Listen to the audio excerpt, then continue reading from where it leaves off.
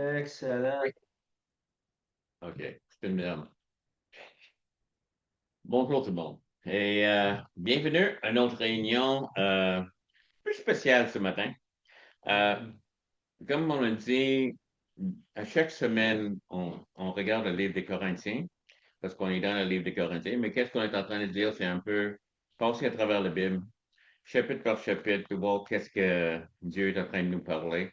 Et moi, j'utilise le temps pour glaner un peu dans les chapitres et voir qu'est-ce que le Seigneur va nous dire. Mais ce matin, c'est la Pentecôte. Man, Et une chance que quelqu'un m'a fait rappeler. Dernièrement, on a un frère Glenn qui a prêché sur l'ascension. Et qu'est-ce qu'il voulait dire? C'est que fallait qu'on souligne l'ascension qui est arrivée 10 jours avant le Pentecôte. Et ça n'a pas cliqué que, wow, ça veut dire que le Pentecôte est bientôt. En tout cas, juste pour te montrer à quel point que je suis un homme vif d'esprit, que je pense puis je vois tous les jours. Mais en tout cas, Chantal, c'est important qu'on en parle. Nous sommes une église pentecôtiste. Je on croit dans ça. On croit dans le mouvement de l'esprit. Et je veux juste partager qu'est-ce que je ressens que le Seigneur veut nous parler à propos des événements qui sont arrivés. Donc, on va regarder dans Actes chapitre 1, les versets 1 à 8. Et je vais demander à Margie, ma femme, de le lire, car elle lit tellement bien en français. 1 à 8. Oui. Théophile, j'ai parlé dans mon premier livre de tout ce que Jésus a commencé de faire et d'enseigner dès le commencement, jusqu'au jour où il fut enlevé au ciel, après avoir donné ses ordres par le Saint-Esprit aux apôtres qu'il avait choisis. Après qu'il eut souffert, il leur apparut vivant et leur en donna plusieurs preuves, se montrant à eux pendant 40 jours et parlant des choses qui concernent le royaume de Dieu.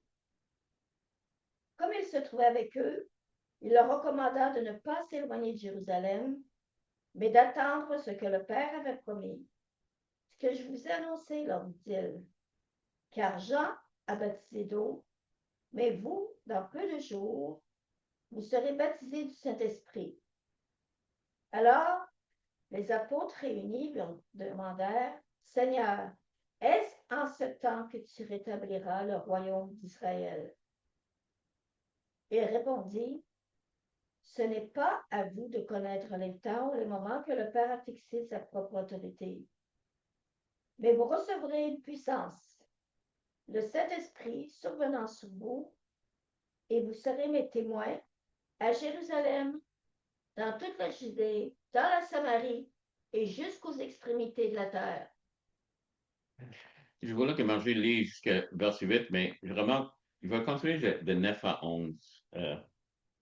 Après avoir dit cela, il fut enlevé, élevé, pendant qu'il le regardait, ça c'est les apôtres le regardaient, et une nuée le dérobait à leurs yeux. Et quand ils avaient les regards fixés vers le ciel, pendant qu'ils s'en allaient, voici deux hommes vêtus en blanc leur apparurent et dirent, Hommes galiléens, pourquoi vous arrêtez-vous à regarder au ciel? Ce Jésus qui a été enlevé au ciel du milieu de vous reviendra de la même manière vous l'avez vous l'avez j'ai j'ai écrit quelque chose par-dessus moi et ça bloque. Vous avez vu allant au ciel. Donc, il va revenir de la même manière que vous avez vu. Vous l'avez vu partir. Ah, Seigneur, merci que tu m'aimes quand même. Seigneur, bénis ta parole. Les événements sont tellement importants. On a vu l'Ascension dernièrement, puis maintenant on regarde la Pentecôte. On regarde les visitations que tu as faites, que tu as choisies pour ton Église. Tu as transformé l'Église. Tu as transformé l'Église. Tu voulais que l'Église a plus que juste la chair et les os, Seigneur. Le chair et le sang. Tu voulais qu'il y a quelque chose de plus que l'œuvre était tellement important. Important parce que la raison, les fruits de ton œuvre, de la croix de la calvaire, c'est que les gens soient sauvés. Et pour ça que ça prenait que les gens sortent et qu'ils partagent et que les gens l'entendent. Saint-Esprit a quelque chose à dire aujourd'hui, donc aide-moi à le transmettre dans le nom de Jésus. Amen. C'est une histoire assez intéressante. Et qu'est-ce qui est arrivé? Ceci arrive, euh, c'est 40 jours après. Et comme on l'a dit dernièrement, c'est l'Ascension. Quand Jésus a parti. OK? Donc, euh, il est en train de quitter la terre, mais c'est une dernière discours. Il est en train de jaser avec ses gars, avec les apôtres, en train de leur dire les dernières instructions. Donc, qu'est-ce qu'il dit clairement? C'est que la raison que j'ai lu les 3 derniers versets, c'est que la première chose qu'il leur dit, retourne à Jérusalem.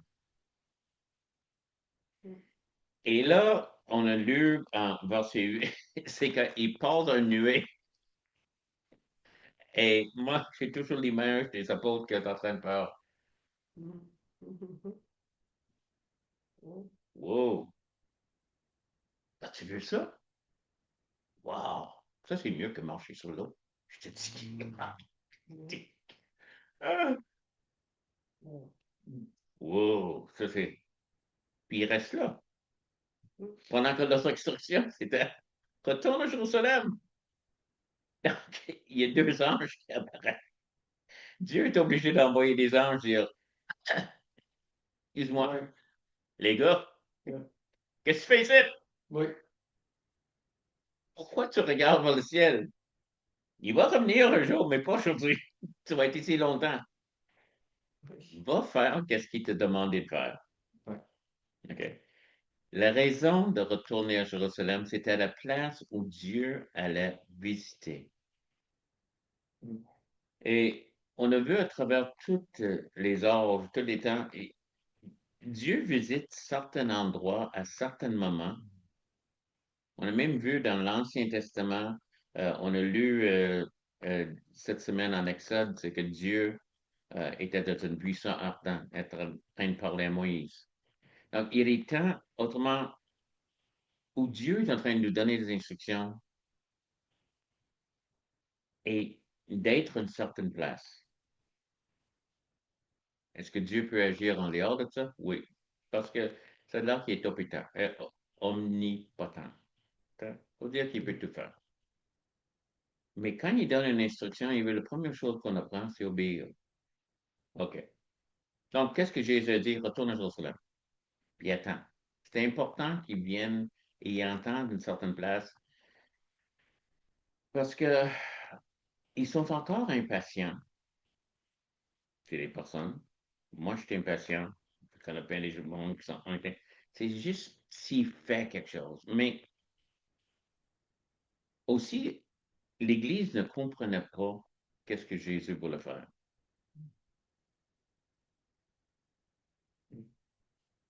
Même, il est en train de leur dire, il dit, le verset 5, il dit, et, oups, le verset 5, le chapitre 1, il dit, Jean a baptisé d'eau, mais moi, en peu de jours, vous serez baptisés du Saint-Esprit. Alors les apôtres disent, Seigneur, c'est-tu maintenant que tu vas te mettre? C'est comme, OK,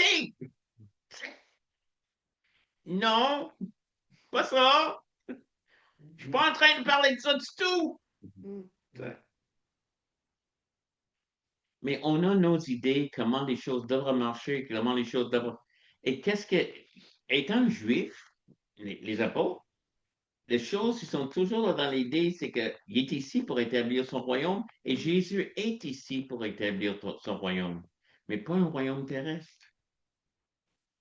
Et il a répété souvent pendant les années qu'il était avec lui, les 3 années, il a répété, tu sais, mon royaume, c'est pas de ce monde. Il a essayé de leur dire, puis encore, ils sont encore là, tu sais. Avec toutes les choses, ils ont vu la résurrection, ils ont vu que Jésus apparaissait, puis disparaissait, il y avait toutes sortes de bonnes choses. Euh, ils voyaient le surnaturel incroyable, ils voient aussi, ça dépasse un peu leurs idées. N'oublie pas que quand ils ont vu Jésus mort, ils ont été se cacher, disant, c'est fini. Et là, Jésus apparaît. Donc, nos idées et ceux de Dieu sont différents. Et personne, aucune. Tu sais, beaucoup de monde qui vont dire, mais en tout cas, euh, écoute, Dieu s'est inventé. Il y a tellement de détails là-dedans. Aucun homme n'aurait pu inventer tout ce que Dieu est en train de faire. Et regarde toutes les religions inventées du monde, les personnages inventés. Et non, c'est parce que la grandeur, la profondeur et toutes les choses qu'il est en train de faire, chaque action dépasse. La Pentecôte a dépassé l'imagination des hommes.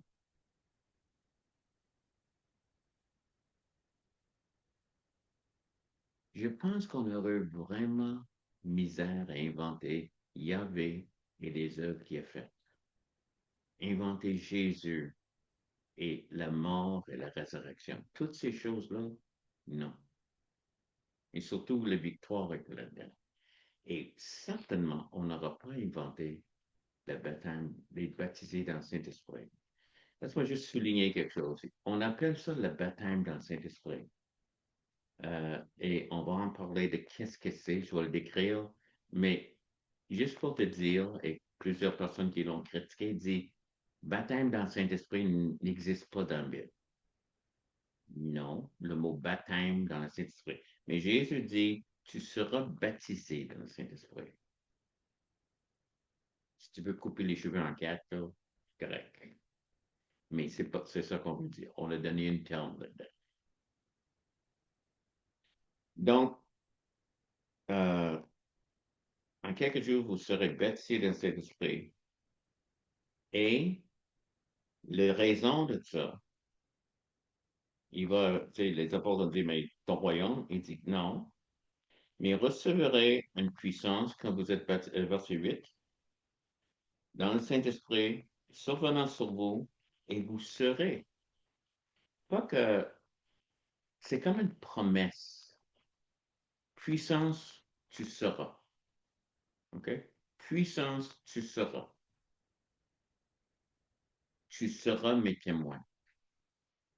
Et tu seras mes témoins à Jérusalem, euh, dans toute le Judée, dans la Samarie et jusqu'aux extrémités de la terre. Pourquoi le baptême dans le Saint-Esprit? Pourquoi est-ce qu'on va retourner à Jérusalem? Pourquoi est-ce que tu seras baptisé pour être mes témoins? C'est la première raison pourquoi l'Église a reçu le baptême du Saint-Esprit.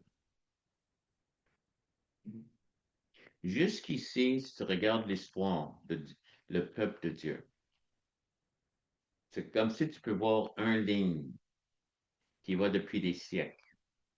Ça débute avec Abraham et ça continue. On voit, Isaac, Jacob, on voit Joseph, on voit David, il y a une ligne et toute cette ligne est toute à travers Israël. Et qu'est-ce que Jésus les a dit dans ce temps-là? Oh, Dieu, excuse-moi, c'est Jésus aussi, mais Dieu en train de les instruire de ne pas se mêler, de se protéger, de rester, de garder qu'est-ce qu'ils ont, de ne pas se mêler, parce que chaque fois qu'Israël s'est mêlé avec d'autres peuples, ils ont tombé dans leur croyance et souvent leur croyance arrive même à le sacrifice des enfants. Dieu répétait, puis répétait, puis répétait, il ne faut pas que tu lâches, protège qu'est-ce que tu as. Mêle-toi pas avec d'autres. Si les autres viennent vers toi, parle-leur du royaume, parle-leur de la vérité. Il ne faudrait pas que tu sors leur en parler. Donc, il y a comme une ligne qui va jusque le calvaire, jusqu'à Jésus qui est mort. Et ça demeure en Israël, autour d'Israël. Et tout d'un coup, qu'est-ce que Jésus est en train de dire ici? C'est tellement, tellement contraire à la pensée juive, la pensée du peuple de Dieu. On va voir les exemples de ça. Pierre, l'Esprit est obligé de dire, tu vas aller vers un Romain et ça prend une vision, ça prend toutes sortes de choses. C'est, non, je ne peux pas aller souper avec quelqu'un qui est non-juif.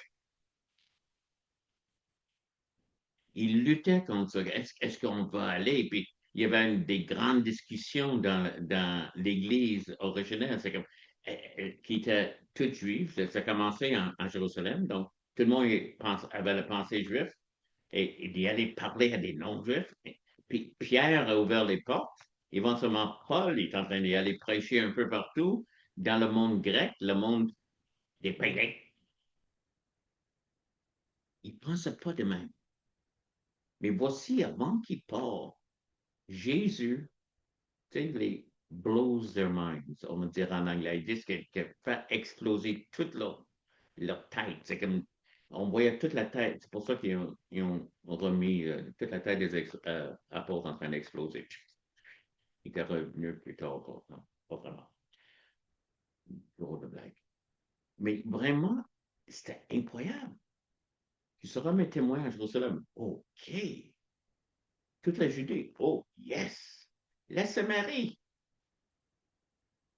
Euh, Vraiment? Ceux qui ont fait leur montagne et ils ont mis un autre temple sur la montagne afin que le monde ne pourra pas venir à Jérusalem pour adorer. Et il y avait toujours ce conflit. Et quand une insulte juive, c'est que vous êtes une Samaritaine. Même, ils ont un Samaritain. Et ils ont dit ça pour Jésus. Une des plus grandes insultes, c'est tu es une Samaritain. C'est que tu ne peux pas être pire que ça. Ben, peut-être un païen plus loin, mais en tout cas, un Samaritain, on va être, wow! Et après ça, il va plus loin. Pas juste la Samarie, jusqu'aux extrémités de la terre. Tu capotes? Qu'est-ce qui se passe? Et c'est pour ça que Jésus a dit, retourne à Jérusalem, parce que vous, l'homme naturel,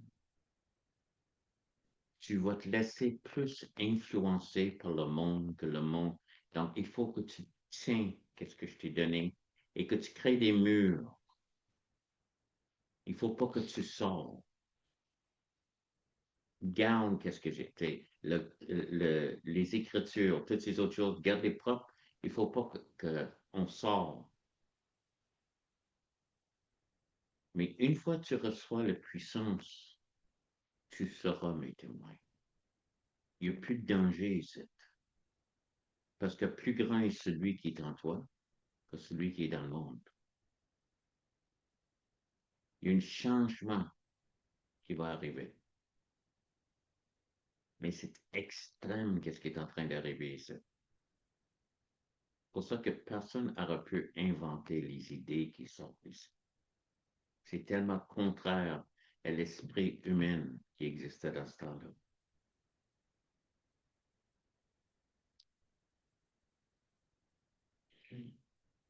Mais vous recevrez une puissance. Et après dire ça, il est part d'un nuée. Et finalement, les anges ont dit, retourne à Jérusalem. Et ils ont été encore pendant 10 jours, ils ont fait des élections, ils ont élu un autre apôtre. Puis là, on est arrivé à chapitre 2.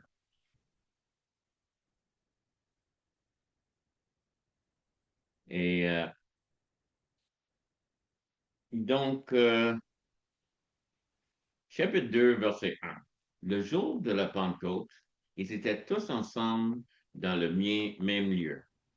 Tout à coup, il vint du ciel un bruit comme celui d'un vent impétueux, et il remplit toute la maison où ils étaient assis. Des langues semblables à des langues de feu leur apparurent, séparées les uns des autres, et se posèrent sur chacun d'eux. Et ils furent tous remplis du Saint-Esprit et se mirent à parler en d'autres langues, selon que l'Esprit leur donnait à s'exprimer. Or, il y avait en séjour à Jérusalem des Juifs, des hommes pieux de toutes les nations qui sont sous le ciel. Voici une expression. Il y a du monde qui veut critiquer la Bible de ne pas être exact.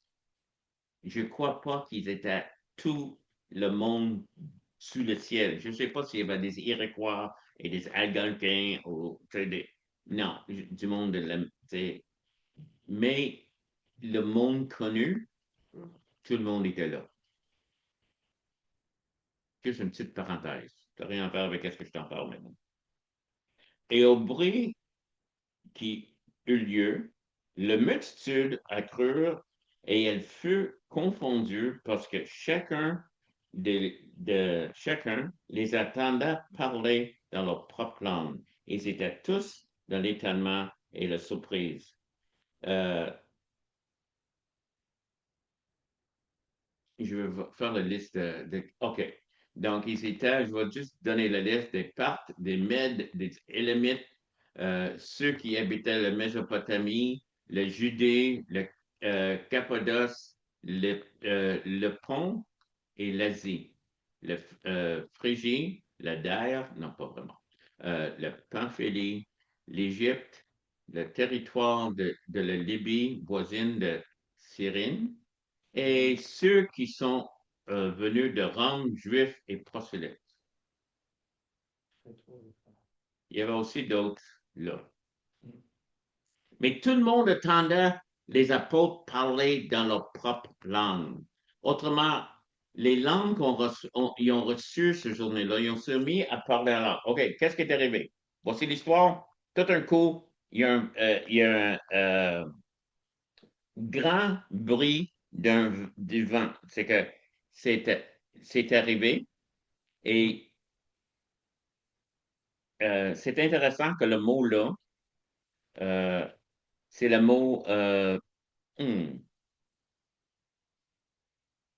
je l'ai écrit, en tout cas, P-N-O-E. J'ai entendu comment le prononcer, mais c'est le vent, le bruit du vent. Et le même mot est utilisé quand Dieu a créé Adam. Et ça dit qu'il a soufflé dans ses narines. OK? Le, le, le, le, le souffle de vie, il appelle ça. C'est le même mot, Zoé. OK? Souffle de vie. Mais c'est intéressant qu'ici, c'est un souffle aussi, que ça peut être traduit un souffle. Ils ont entendu le bruit d'un souffle violent, d'un vent, mais vraiment, c'est l'Éternel encore en train de donner. Quand il a créé Adam, il a fait un statut qui était vide, de la poussière de la terre, mais qu'est-ce qui lui a donné la vie? Il a soufflé dans ses narines. Il y avait un nouveau corps créé. On appelle ça le corps de Christ. Ça s'appelle l'Église. Et l'Église a pris vie. Voici comment ça a pris vie. Le souffle de Dieu a rentré. Il y avait le souffle et le feu. C'est quelque chose que euh, euh, Jean-Baptiste a dit. Il vient quelqu'un euh, qui va parler il tient le vent dans sa main, qui est utilisé dans le vent. Tu jettes les choses en l'air. Et il y avait le feu pour le paille. Donc, c'était aussi une prophétie de Jean-Baptiste. Qu'est-ce qui va arriver un jour? Il y avait un mélange de vent et de feu. Ça, c'est Matthieu 3,12. Qu'est-ce que c'est? C'est le souffle qui est en train de faire. Et c'est ça qui a créé le feu aussi.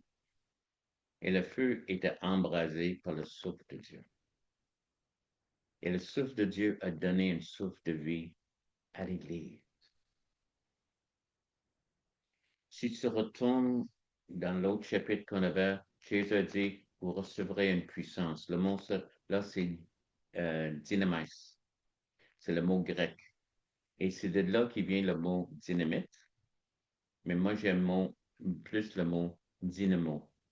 Un dynamo, c'est quelque chose qui fonctionne constamment. Dynamite, ça clôt. Et c'est fini. Mais un dynamo, ça continue dans notre société. Ça amène l'électricité à tous les jours, à tous les jours, à tous les jours. Et c'est puissant, aussi puissant que le dynamite. C'est juste que c'est contrôlé, ça va dans une direction.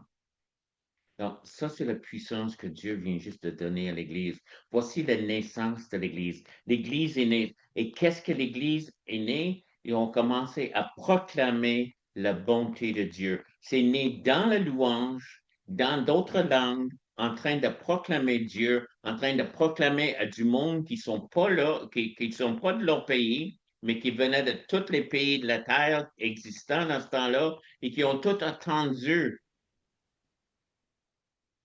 qui était Dieu. La naissance de l'Église est ici. L'Église n'existait pas avant ceci. Le peuple de Dieu existait, Israël. Mais l'Église est née dans la puissance. Le jour de Pentecôte. C'est aussi, le Pentecôte, c'est le jour des prémices. Donc, qu'est-ce qui est arrivé là? C'était le début. Et ça n'a jamais arrêté. Tu seras, je te garantis, tu seras mes témoins à Jérusalem, et ça peut arrêter en Judée, et ça peut arrêter en Samarie, et ça peut arrêter juste aux extrémités de la terre, parce qu'on est ici, à Saint-Augustin-des-Morts, à Québec, et on est les fruits de ça. Avant que le Canada existait, avant tout, ça a juste construit une vague de puissance. Et la puissance était le Saint-Esprit en train d'agir. Maintenant, quand nous sommes en train d'étudier le livre de Corinthe, et en Corinthe, c'est super. On voit toute l'explication sur les dons de l'Esprit, les choses qui sont arrivées. Quand j'ai reçu le baptême du Saint-Esprit, qui est une haute expérience après le salut, quand Jésus a apparu, Jésus après sa naissance, peut-être je vais demander à Linda de lire Jean chapitre 20, versets 21 et 22. 21. Et 22. Jésus leur dit de nouveau,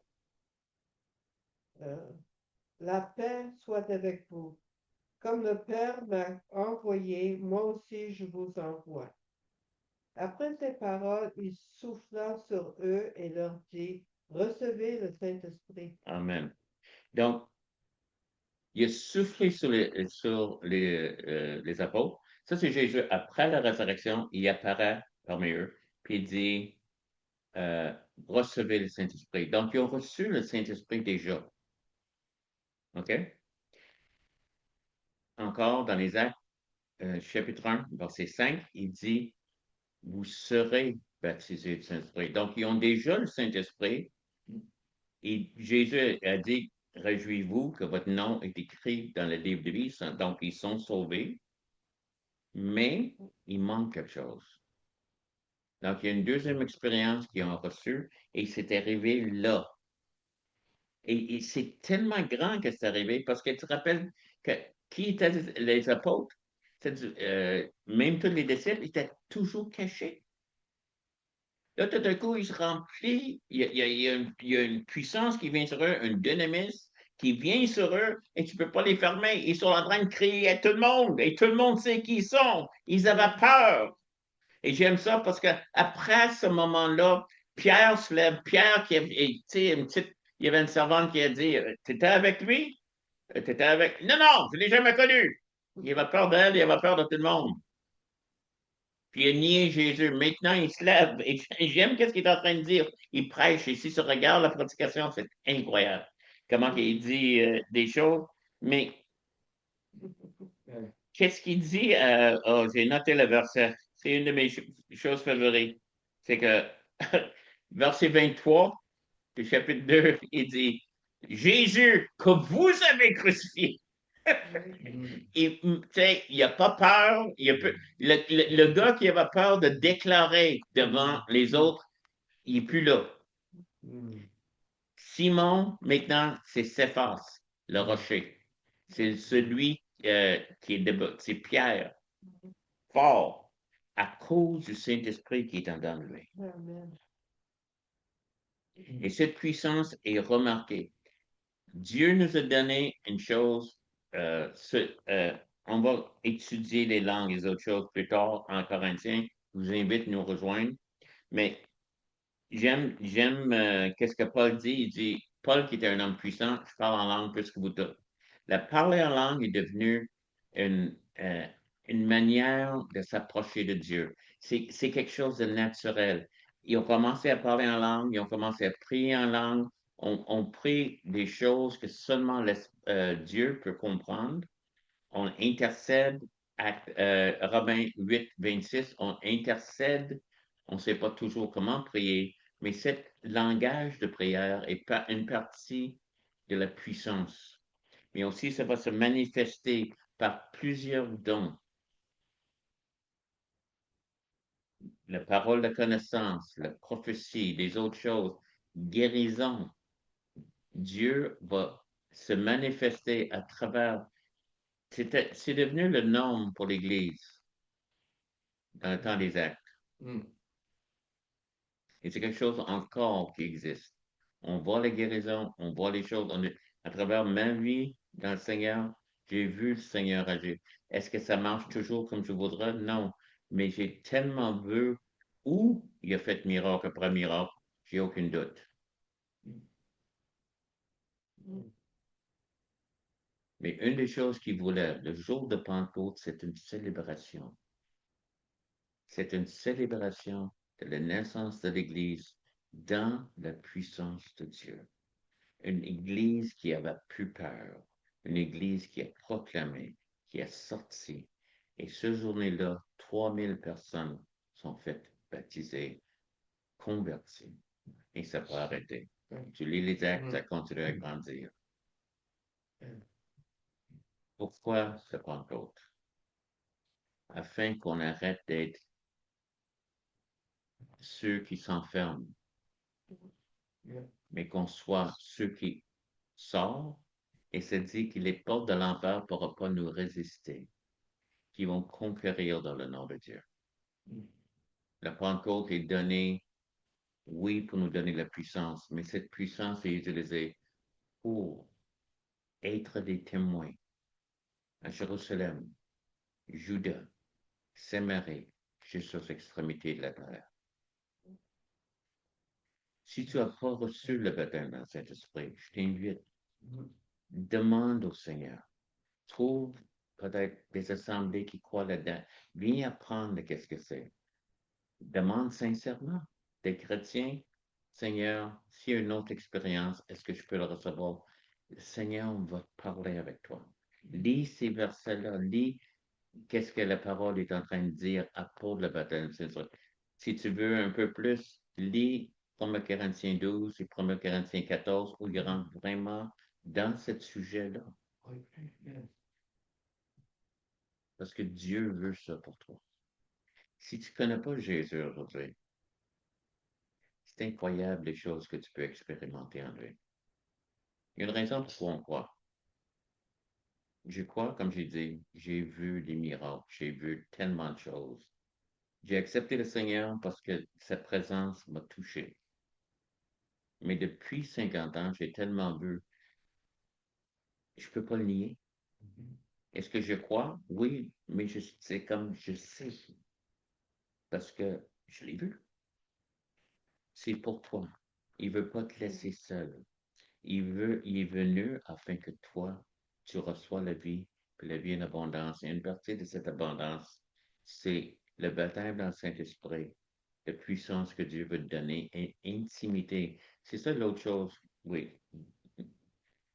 L'autre plus grande chose, c'est La présence est venue plus palpable pour moi. Après que j'étais baptisé du Saint-Esprit. Pas qu'il n'était pas là avant, mais c'est devenu plus sensible à ça. Et Dieu veut ça. C'est que pas que juste que tu crois en lui, mais il va réagir à ta croyance. Puis il va te toucher, il va te parler. Il va te montrer qu'il est là. Je sais par expérience. Et plusieurs, partout dans le monde, ils vont me dire la même chose. Viens connaître Jésus. Il est mort sur la croix pour tes péchés. Reçois ça. Accepte-les. Demande-lui de pardonner tes péchés et de donner une nouvelle vie en lui. Et tu seras sauvé. Mm. Et contacte-nous si jamais tu le fais. On va t'expliquer quoi faire les prochaines fois. OK? Dimanche matin, on est là. Ici, à 4458 M des Bosquets, Saint-Augustin-de-Desmaures. On est là, 10 heures le dimanche matin, 18 heures le mercredi soir. Zoom, tu peux zoomer avec nous. Ça ne va pas dire que je suis vite. Ça va juste dire qu'on est sur Zoom et on regarde l'Ancien Testament. Nous sommes, comme j'ai dit, en Exode. L'adresse, courriel, toutes ces autres choses sont ici. Tu peux le voir quelque part, ou en bas, ou en haut de vidéo. Là, ou peut-être là, en tout cas. Mais toute l'information, comment rentrer en contact avec nous. Si tu as des questions même, peut-être que c'est un sujet que tu as beaucoup de questions pour ça. Ça va vous faire plaisir de jaser avec toi, qu'on le fait par courriel ou d'autres choses. Merci encore de m'avoir écouté et à la prochaine. Et comme tu dis, viens nous rejoindre quand tu peux. Bonne journée.